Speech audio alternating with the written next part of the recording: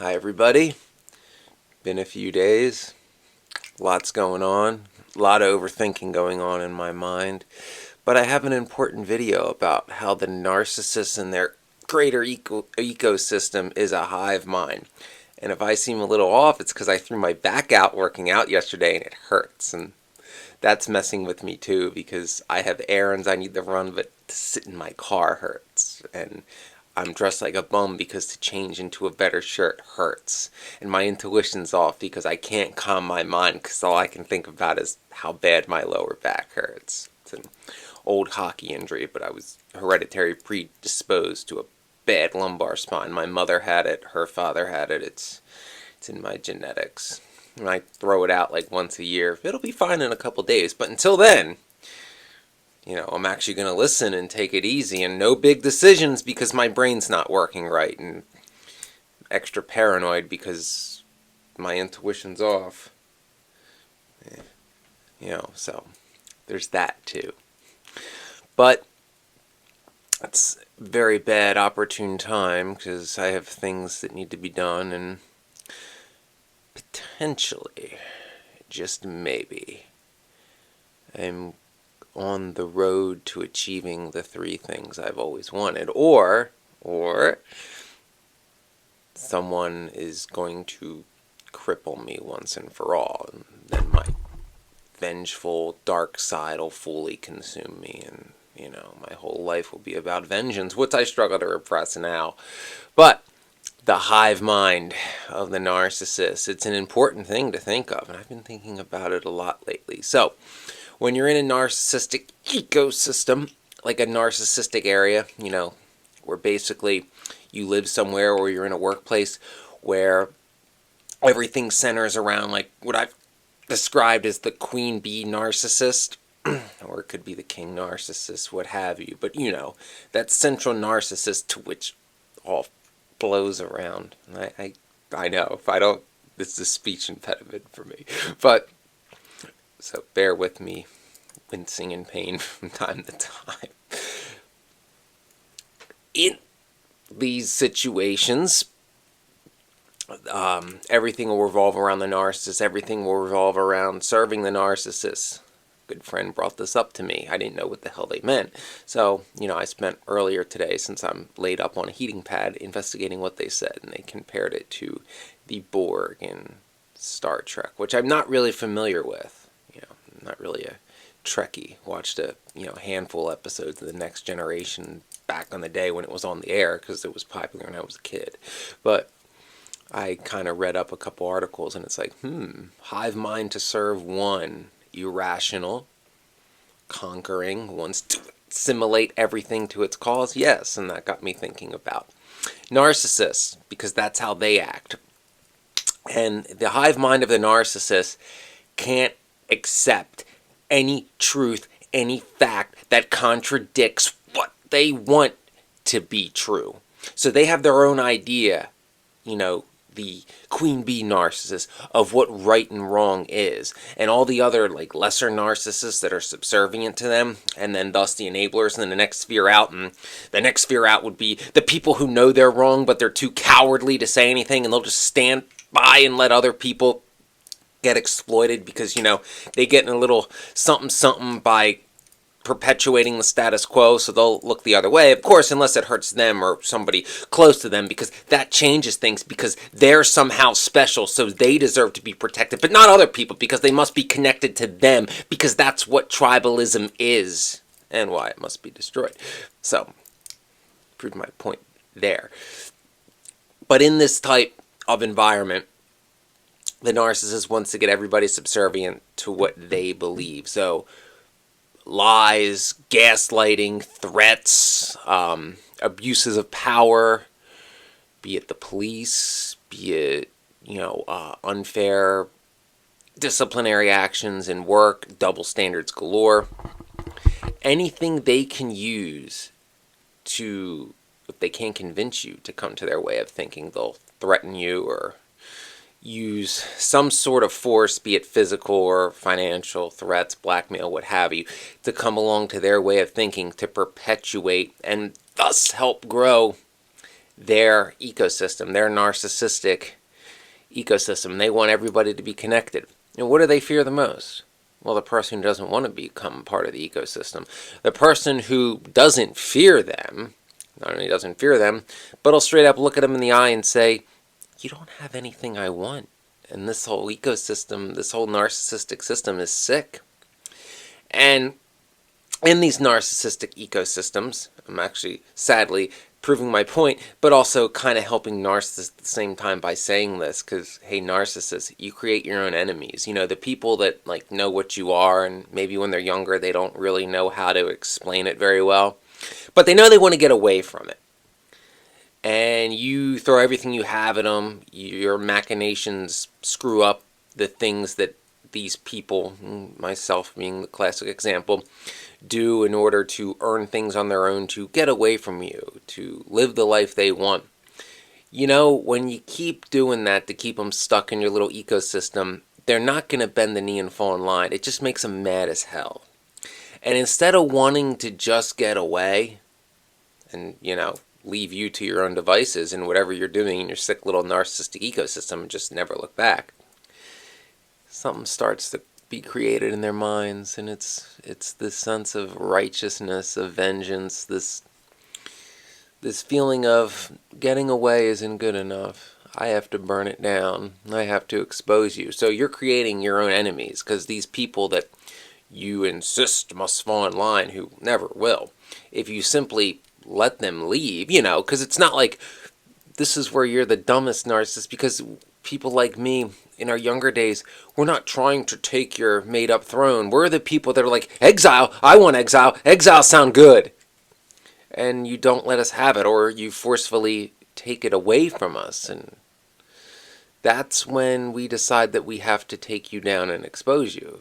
Whereas you could have very easily just simply let us go. And we just never would have looked back and not really cared what you were doing back in the place we escaped from.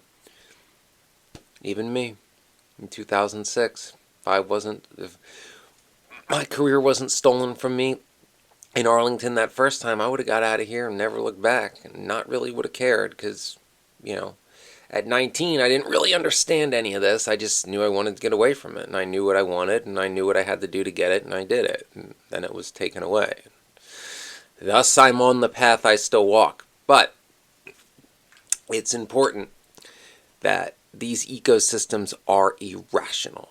They're irrational. They want what they want, and they want complete assimilation. In other words, that wherever the narcissist is asserting their kingdom, so to say, they expect to be, you know, respected and saluted and unquestionably the center of authority, as to where almost deified, where they can do no wrong. So not only do they want people to fall in line behind whatever they deem to be right, which is whatever they believe in the moment, but they don't even want it to be questioned. They need that supply so bad that they need that praise of, oh, you're great. You know, narcissists love yes men. And that's essentially a big part of what enablers are.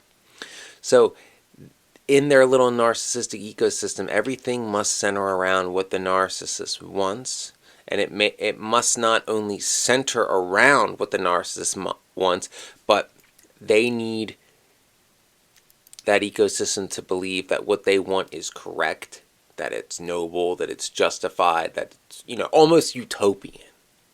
Because when you point out obvious things about their little narcissistic ecosystem that are, you know, undoubtedly true, like, in my case, corruption, nepotism, cronyism, things they can't deny, they'll always justify it. But they'll only justify it for them, because it's like, oh, well, if another county did that, it's bad, but when we do it, it's okay because I said so. That's how childish the narcissist is. That's the level of almost religiosity they expect from people, to just blind allegiance and faith to what they believe, with absolutely no fact and logic backing it up, and they have the audacity to have the entitlement to be like, wow, how dare you question me?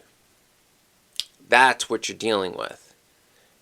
That's why people who wanted to get away, who were drugged back, are the most dangerous, because we learn what we're up against, and we learn just how evil and manipulative it really is. And especially, those of us that are integrity driven, we have to fight it. We can't help ourselves, especially if the machinations of the narcissist and their narcissistic ecosystem took everything of value that we have. And when one has nothing they value, valuable to us, one has nothing to lose. Get it? But it goes deeper even than that. I think I explained what it is very much. When you're in that type of ecosystem, anything that seems like the opportunity for you, the one who wants to get out, the narcissist will denigrate and slander. Because nothing good, nothing you perceive as good, could be happening to you, because it is your duty to assimilate into the narcissist little hive mind and be a good little drone.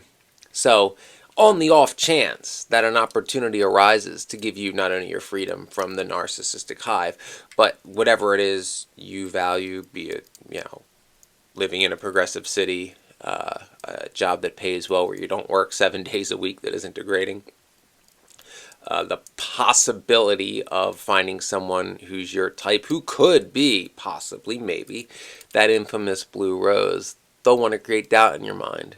They'll want to create doubt in your mind that any of it's real.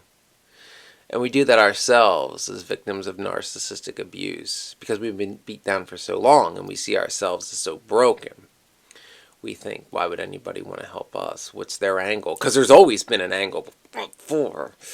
So, and, our self-confidence and self-image is bad as victims of narcissistic abuse. And depending on your personality is how you can play a part too. For an INFJ, it ain't great to begin with. And your introverted nature makes you very suspicious, and you overthink too all the time. My ears were... Sorry, I just remembered something, because I have such a good memory. This same friend who told me of this hive mind mentality described me as, and I had to look this up too, as a Vulcan who could feel, like like an over emotional human with like Vulcan logic and memory. But I'm like, my ears are big, but they're not that pointy. So I found it funny after I read it. He's a good friend of mine and a computer nerd, and I might actually need his help soon. So I told him I mentioned that comment for those of you that might appreciate it. So you have that to contend with too, breaking the conditioning of this hive mind, because the opinion of one narcissist being beat into your head is one person. They may be very boisterous, they may even be very charismatic and charming, but at the end of the day, it's one person's opinion. When that one person's opinion is constantly backed up blindly without the need for, anything to back it up by dozens and dozens of people, it gets in your head and it makes you doubt anything that contradicts it. But that's what they want.